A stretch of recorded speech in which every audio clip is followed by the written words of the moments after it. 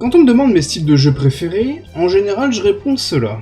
Les fast FPS, ou alors les Doom-like tout simplement, étant bercé par mon enfance de Doom 1 et 2, hein. Les Metroidvania, les Souls-like, les hack and slash, les jeux de plateforme, mais cela va plus souvent avec les Metroidvania qui sont très souvent des jeux de plateforme, et les roguelike.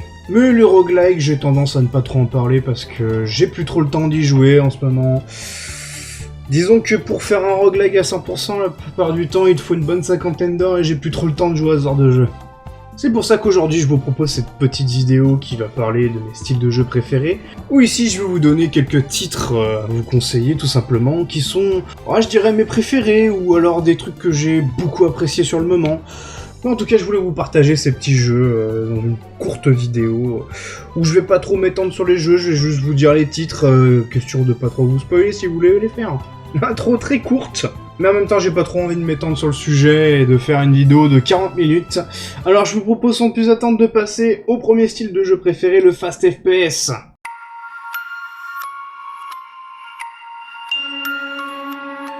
Pour le premier, Postal Brain Damage, c'est un jeu que j'ai beaucoup apprécié sur le moment. Je suis très fan de la licence de Postal, bien que ce soit une licence très controversée. Sauf que là, c'est pas les mêmes développeurs qui sont occupés de faire ce jeu, tout simplement. Postal Brain Damage, c'est un style complètement différent des Postal de base. Il reprend le style d'un Doom Eternal. Et le jeu est rapide, il est brutal, il est bien violent comme j'aime. J'en avais déjà parlé dans mes refs à Doom, parce que évidemment il y a une petite référence à Doom dans ce jeu. Mais vraiment, si vous aimez les fast FPS et les jeux un peu what the fuck, parce que je vais pas vous cacher qu'il y a des trucs un peu débiles, hein, mais bon là, Postal est réputé pour être débile. Je vous dis, foncez faire ce jeu parce qu'il est vraiment très cool.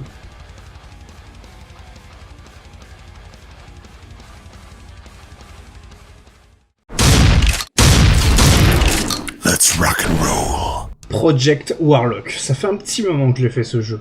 Mais quand je l'ai fait, je me souviens que vraiment, j'ai adoré ce jeu. C'est du Doom-like pur et dur, hein, vraiment. Les sprites en 2D, le décor en 3D. Avec la tête de votre personnage, hein, là vraiment, on est dans du Doom-like. Moi, ce que j'avais surtout beaucoup apprécié, c'est la DA du jeu qui est vraiment exceptionnelle. Je le trouve vraiment trop beau, ce jeu. C'est une dinguerie. Alors, je sais qu'il y a le 2 qui est sorti en accès anticipé. Mais vu que je n'achète absolument plus mes jeux en accès anticipé, j'attendrai que le jeu sorte pour le faire, mais je pense que c'est une petite dinguerie.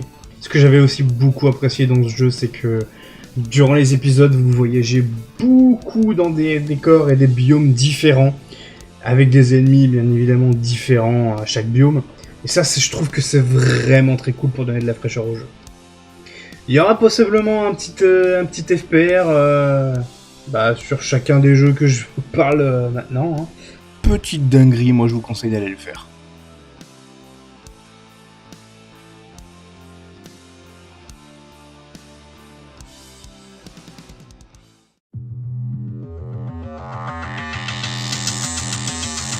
Et enfin on passe au dernier, Turbo Overkill. Alors lui, vraiment je l'ai adoré. Je l'ai fait il y a pas longtemps. Je l'ai eu pour pas cher. C'est une pépite. Le jeu, c'est l'essence même du fast FPS. Il y aura un FPR dessus, très probablement. Et très vite, je pense. Je suis en train de bosser dessus. Voilà. C'est rapide, c'est brutal, c'est nerveux, c'est tout ce qu'on aime en fait. C'est vraiment le jeu. T'es un putain de soldat cyborg avec une tronçonneuse à la jambe. Quand tu fais des dashs au sol, tu tues les ennemis faibles. C'est exceptionnel. J'en parlerai plus en détail dans un FPR, mais je vous le conseille fortement si vous aimez les fast FPS.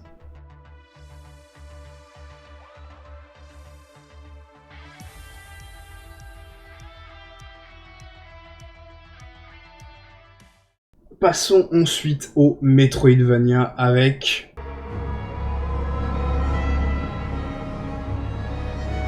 Grim. Grim, c'est un jeu, j'ai l'impression, qui est pas trop connu, mais il est excellent. Je l'ai fait il y a pas longtemps. Bon, il doit y avoir quelques mois de ça. C'est vraiment du Metroidvania pur et dur comme on aime. Il a un petit aspect un peu dark, un peu gris à la Dark Souls, j'aime beaucoup. Au début, j'ai eu un peu peur parce que je trouvais le jeu un peu lent. Je me suis dit, ouais, ça va être un peu chiant. Mais au final, je me suis bien pris à, comme d'habitude dans tous les Metroidvania, explorer absolument tous les recoins, faire tous les boss, absolument avoir toutes les armes, toutes les essayer. C'est vraiment cool. Une histoire évidemment un peu en arrière-plan, assez sympathique si vous voulez la suivre. Très bon Metroidvania.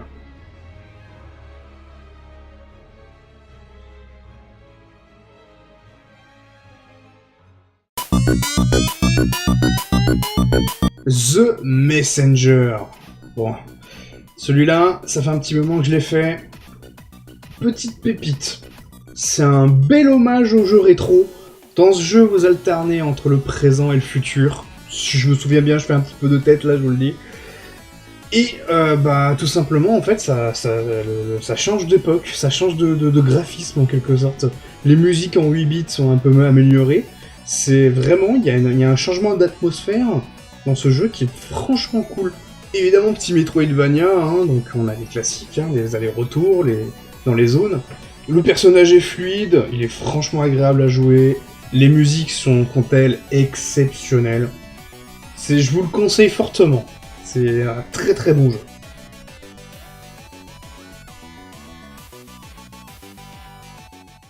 Avant de passer au dernier, on va faire quelques petites mentions spéciales, évidemment. Alors, dans les mentions spéciales, je vous conseille évidemment Blasphemous. Je voulais pas le mettre dans les gros titres que je vous conseille, parce que Blasphemous est, à l'époque, un petit peu de niche, mais j'ai l'impression que maintenant, il est beaucoup plus connu. C'est devenu c'est un peu devenu une référence du Metroidvania, ce jeu. Avec un côté un peu Dark Souls. C'est vraiment, j'aime beaucoup. Je vous conseille aussi The Last Face. Si vous aimez justement Blasphemous et vous ne connaissez pas The Last Face, Blasphemous, c'est le Dark Souls du 2D. The Last Face, c'est le Bloodborne du 2D.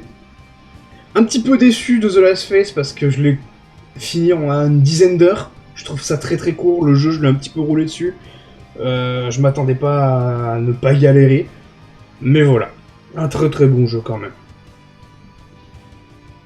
Et évidemment, je vous conseille Hollow Knight, mais là, pas la peine de vous parler de ce jeu tellement qu'il est connu. Si vous l'avez pas fait et que vous aimez les Metroidvania, je ne comprends pas pourquoi vous n'avez pas encore fait ce jeu. Foncez faire ce jeu, c'est la référence même du Metroidvania, quoi.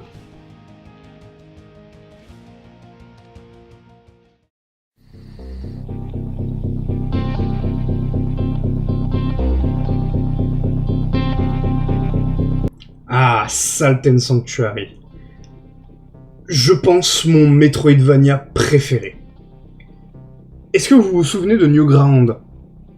Ce site où il y avait énormément de jeux Flash. Bon, maintenant, Newground, on y va uniquement pour retrouver nos anciens jeux Flash. Et des jeux de cul. Évidemment.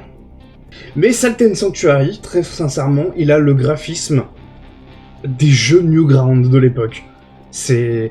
Je sais pas si vous avez pas la référence de ce site, vous allez sûrement pas comprendre ce que je dis, mais franchement, il a une DA, ce jeu, qui est franchement une DA de jeu Flash.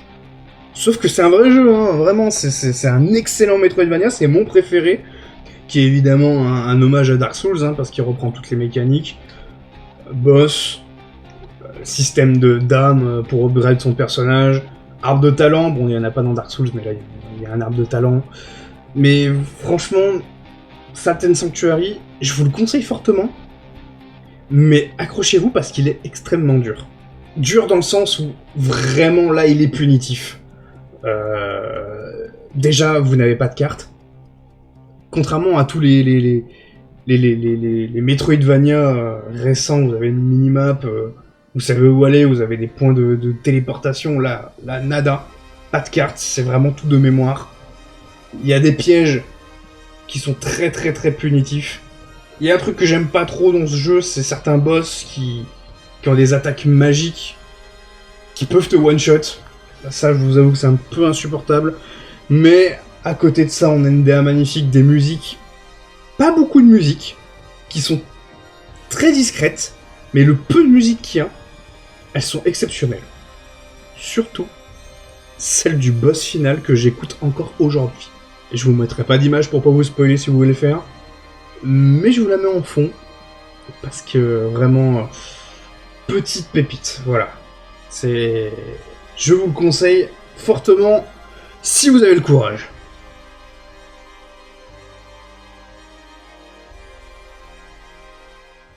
Ensuite, on va passer aux Souls-like. Évidemment, les jeux From Software, hein. Dark Souls, Sekiro, Demon's Souls, dans mon cœur à jamais. Hein. Sauf que là, je vais vous présenter 3 jeux, mais ces 3 jeux, vous voyez, j'ai eu un peu du mal à les trouver parce que, c'est très très dur de trouver un Souls-like qui est très bon sans que ce soit un From Software. Donc le premier que je vais vous présenter, c'est The Surge. The Surge, je l'ai beaucoup aimé, vraiment.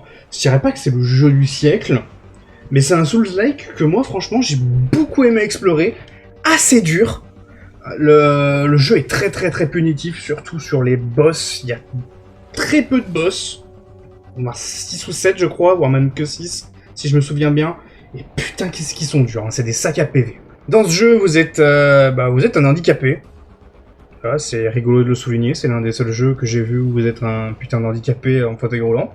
Sauf que vous mettez des implants et blackout complet, et là vous vous battez contre des robots. Ce qui est intéressant dans ce jeu, c'est que vous pouvez viser les parties du corps, et quand vous pouvez faire un finish sur vos ennemis, vous récupérez une pièce de son armure. Voilà, petit Souls-like sympa, on va passer au prochain.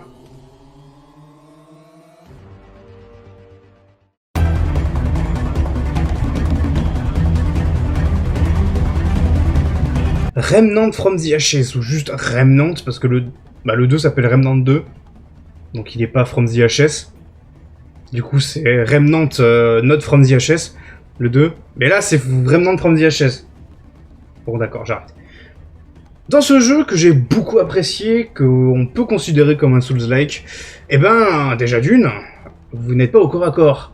Disons que si, il y a des armes au corps à corps, mais dans ce jeu, il y a des armes à feu. Et c'est même l'arme principale. Il faut que vous choisissiez une classe, et avec ces armes, il faut que vous vous baladiez et que vous allez explorer les nombreux donjons de ce jeu, qui a un aspect roguelike.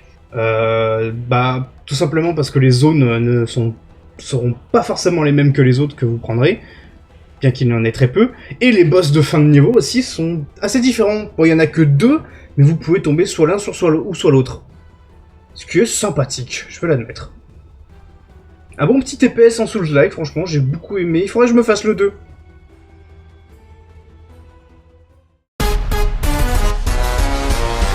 Another Crab Treasure. C'est l'un des derniers Souls-like que j'ai fait cette année. Ici, vous contrôlez un petit crabe qui doit aller récupérer sa coquille, qui a été volée par un huissier de justice, visiblement. Donc vous allez vous aventurer dans l'océan que notre petit crabe n'a pas l'habitude de faire. Et ce jeu est vraiment trop cool. C'est vraiment un Bob l'éponge, mais en Dark Souls quoi. Voilà, le gameplay ça reste la même chose, hein, parer, attaquer, les spells. Sauf que dans ce jeu vous avez une particularité, c'est que vous pouvez changer de coquille quand vous voulez. Ce qui vous donne certains pouvoirs et une certaine armure. Seul bémol, c'est que vous ne pouvez pas changer votre arme, donc à la Sekiro, en fait, si vous n'arrivez pas à maîtriser l'arme, vous ne maîtriserez jamais le jeu. Mais ça reste un très très bon jeu. Ensuite, dans les hack and slash, j'ai pas grand chose à vous présenter. J'avais 2 titres en tête, mais en fait, je ne vais pas pouvoir vous les présenter correctement, parce que ça fait très longtemps que je les ai faits. Le premier, c'est Azura's Wrath. Mais bon, voilà, je l'ai fait sur PS3 à l'époque quand j'étais au collège. Je l'ai jamais refait depuis, mais je sais que j'avais passé un très très bon moment. Le second, c'est Killer is Dead. Un jeu épisodique très très sympa, avec une DA assez particulière que j'avais beaucoup appréciée. Et voilà, je ne me souviens absolument plus du tout de l'histoire du jeu. Et fait intéressant, dans ces 2 jeux, le boss final a exactement le même thème. Alors que les jeux ne sont pas du tout liés. Mais voilà, si je n'ai pas beaucoup de hack and slash à vous conseiller, c'est que j'aime beaucoup ces jeux, vous voyez, mais je le mettrai tout en bas de la liste. Metal Gear Rising étant mon jeu de hack and slash préféré, je joue beaucoup plus à des Metroidvania et des Fast FPS que de hack and slash. Mais le petit dernier, c'est Evil West. Alors lui, je l'ai beaucoup aimé Je l'ai fait il y a pas longtemps, et même quand je l'ai fini, je l'ai réenchaîné en difficile tellement que je l'ai apprécié. Le jeu a une espèce de caméra-épaule un petit peu à la God of War ou à la Gear of Wars, et vous évoluez dans un espèce d'environnement assez cow-boy plus vampire, où c'est très beau, hein, vous avez des armes futuristes. Franchement, le jeu est super cool à prendre en main. Il est très court, mais franchement, j'ai beaucoup aimé ce jeu. Ensuite, tout ce qui est jeu de plateforme, en fait, ce que je vous avoue, c'est que les jeux de plateforme, ça se rapproche beaucoup du Metroidvania, quoi. Les Metroidvania, la plupart du temps, ce sont des jeux de plateforme. Et puis, j'avoue plus trop y jouer, parce que récemment, je me suis fait un petit peu douiller sur les 2 jeux que j'ai achetés. Les jeux, il s'agit de Paper Grinder et de Bzzzt. Les 2, ils sont excellents, hein. Le premier, Paper Grinder, un espèce de drill que vous pouvez utiliser pour vaincre vos ennemis et finir les niveaux. Et Bzzzt, c'est un espèce de Meat Boy où il faut terminer les niveaux sans mourir, hein. C'est du die and retry. Et pourquoi je me suis fait douiller? Disons que les jeux, je les ai tous les deux payés au moins une dizaine de balles pour les finir en 2 heures. Des fois, j'aime bien les jeux courts, mais là, j'avoue, 2 heures de jeu pour 10 balles, ça fait mal même s'ils sont très bons. Mais je ne voulais pas vous laisser là, je vais vous conseiller un jeu qui n'est même pas un jeu officiel, enfin, si, mais c'est un fan game, c'est tout simplement Rayman Redemption. Ce jeu est un remake de Rayman 1. Il change des niveaux, il rajoute des biomes, il rajoute des boss, il change complètement l'histoire du jeu, il instaure un nouveau boss final, des nouveaux ennemis, tout ce que vous voulez. Tout ça a été fait pour 0€. Le jeu est absolument gratuit. Vous pouvez le télécharger dès maintenant, je vous mettrai un lien dans la description. Franchement, merci Rémini. Rémini, je me rappelle plus comment c'est. Mais en tout cas, merci à toi. C'est vraiment trop cool pour les gens comme moi qui ont Rayman 1 dans leur enfance, comme jeu d'enfance. C'est une pépite. Franchement. Et enfin, pour finir, je vais vous parler des roguelikes. Alors, comme j'ai dit, je ne joue plus beaucoup aux roguelikes parce que, j'ai plus beaucoup le temps. En général, les roguelikes, quand tu t'y lances, t'en as pour une bonne centaine d'heures de jeu si tu veux le faire à 100%, et je vous avoue que j'ai plus le temps de mettre des centaines d'heures de jeu sur un jeu. À part sur Doom Eternal où j'ai bientôt les 200 heures. On attend Doom The Dark Age avec impatience.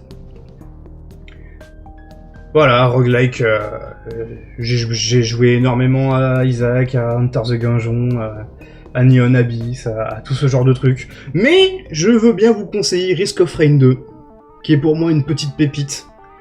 Surtout quand on y joue à plusieurs. En fait, quand tu joues à ce jeu, surtout en hard, au début t'es en mode « Oh putain, c'est trop dur ». Puis après t'es en mode « Ah ça y est, je commence à avoir du stuff ». Après en mode « Ah putain, je suis un putain de dieu, je tue tout le monde, personne peut me tuer ». Ah, au final, à la fin, qu'est-ce qui m'a one-shot? Surtout qu'en plus, Risk of Rain a eu un remake du premier il y a pas longtemps avec des musiques absolument légendaires. C'est Christodoulou, il est dans mon top 3 de mes inspirations en termes musicales. C'est une pépite ce gars, franchement, ne change rien, ne change jamais, t'es merveilleux. T'es comme Mike Gordon, t'es merveilleux. Vous faites tous les deux les meilleures musiques de jeux vidéo qui existent. Voilà, la vidéo touche déjà à sa fin, hein, une vidéo un peu plus courte que d'habitude, hein, c'est juste que j'avais envie de pas trop bosser pendant cet été, là, parce que j'avoue, il fait chaud. Je recorde pas grand chose de mon côté, parce que bon, il fait très chaud, j'ai le ventilo. Là, actuellement, je suis en train d'enregistrer sans le ventilo, je suis en train de fondre. On est en pleine période de canicule, là, on est le 30 juillet. Voilà, niveau poupe, j'ai participé à la chrono poupe, j'avais fini ma MV, et je n'ai absolument aucun projet qui arrive.